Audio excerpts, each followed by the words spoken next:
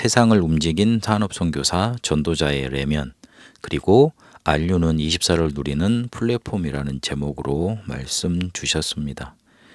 세상을 움직인 산업선교사로 우리 산업인들, 중직자들 부름을 받았기 때문에 모든 것을 은혜 받는 것에 방향을 맞추어야 된다. 목표가 있는데 그 목표를 위해서 세상은 경쟁하고 또 싸우고 죽이기까지 한다. 그러나 우리는 하나님의 자녀들이 아니냐, 성도들이 아니냐. 목표를 위한 가정도 은혜와 기도 속에서 이루어져야 되는 것이다. 그렇게 이유를 알고 우리는 사단과 세상과 사람들이 모르고 흘러가는 방향 속에 선교사로 그들에게 답 줄 수 있는 사람으로 서야 된다. 노예되는 이유, 전쟁 피해 당하는 이유, 포로되고 속국당하고 유랑민족 계속 당하는 그 속에서 빠져나오지 못하고 있는데 그들에게 왜 그런지 이유를 알고 답주는 선교사로 우리는 부름을 받았다 하셨습니다. 그래서 참 복음 가진 사람들이 사도행전 1장 14절에 모였는데 그들에게 응답으로 온 게 전도자의 삶 21가지였다. 오직 그리스도, 하나님 나라, 성령 충만, 그리고 천명, 소명, 사명, 일심, 전심, 지속, 24, 25, 영원, 당연, 필연, 절대. 이걸로 우리에게 와 있는 각인뿌리 체질, 그 전도자의 삶 21가지를 응답으로 참복음을 가지고 있으면 오게 된다 하셨습니다. 이게 응답으로 오면 산업 형태를 바꾼 사람들로 쓰임받게 되는데 이 사람들이 어디 가든지 살아남을 수 있는 10가지 비밀을 가지고 있었다. 그리고 양보한 것이 아니라 정복했는데 이들에게 있었던 게 10가지 발판이었고 그 10가지 발판을 응답으로 누리고 어떤 이론도 이겨내고 어떤 현장도 이겨내는 응답을 받았다 하셨습니다. 이렇게 한 번만 체험하면 달라진다 하셨어요. 은혜 받는 것 속에 우리가 방향 맞추고 참 복음 가지고 있으면서 이유 알면서 기도 누리고 있으면 전도자의 삶으로 응답받게 되는데 이거 한 번만 체험하면 달라진다 그렇게 강조하셨습니다. 전도자의 행동 외면도 중요하지만 내면이 중요하다 하시면서 전도학 메시지 주셨는데 실제 기도하도록 성도들 만들어줘야 되고 그렇게 해야 된다. 9가지 세팅을 가지고 나와 함께 하시는 하나님의 응답을 확인해야 된다 하셨습니다. 우리가 기도 응답이 없으면 제일 힘들게 살아야 된다. 왜냐하면 우리는 하나님의 자녀이고 기도 응답으로 사는 사람들이기 때문에 그렇다. 그렇게 서로의 말씀하시면서 올바른 기도해야 되겠는데 그래서 응답받는 기도로 인도받아야 된다. 그러려면 실제 기도하다가 내면을 살려내는 치유, 내면 살려내야 된다. 우리 안에 하나님의 형상 그리고 영혼 그리고 에덴 동산부터 주신 축복이 담겨져 있는데 내 속에 실제로 이게 역사하는 기도부터 시작해야 된다. 그러면 무너진 상황도 오지 않느냐. 출애굽 시대에 광야 40년 동안 세절기 성막 중심으로 살게 만드시고 언약궤를 통해서 언약 중심으로 살도록 만드셨는데 그거 기억하면서 각인 뿌리 체질 바꾸는 상황으로 인도받아야 된다.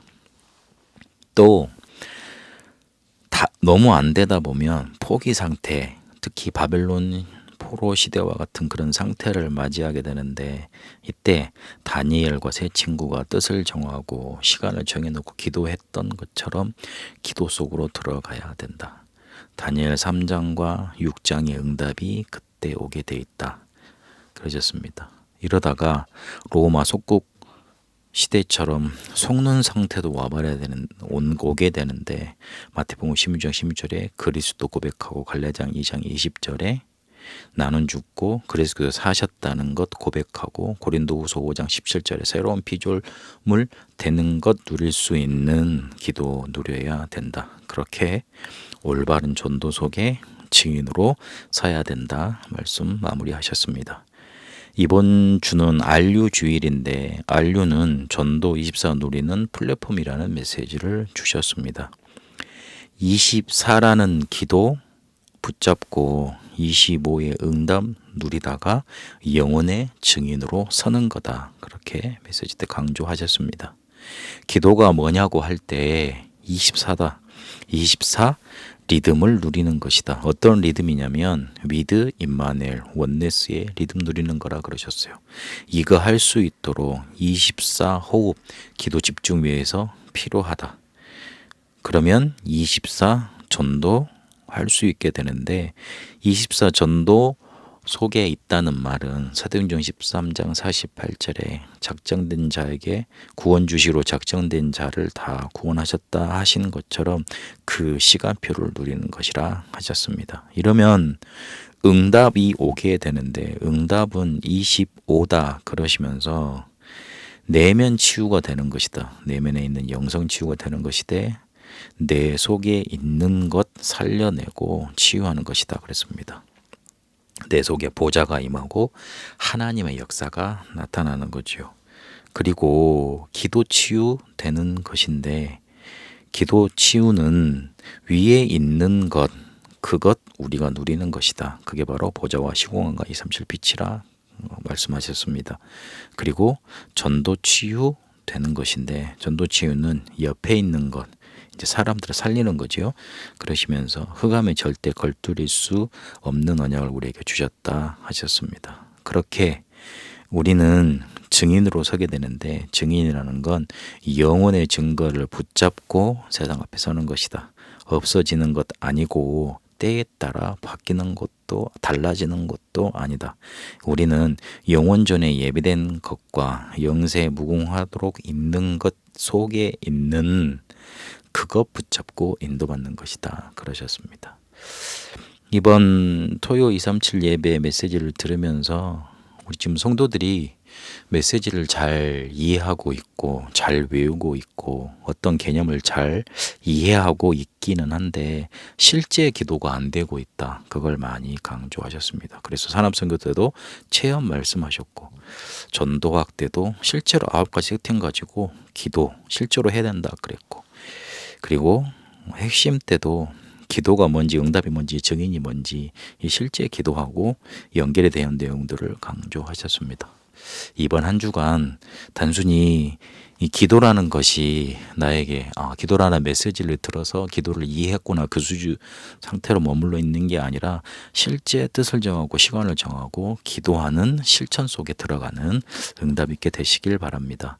하나님 우리를 세상 움직이는 산업 선교사로 그리고 내면을 살려내는 전도자로 전도 24를 누리는 플랫폼으로 인도하시는 응답 속에 불러주심 감사드립니다.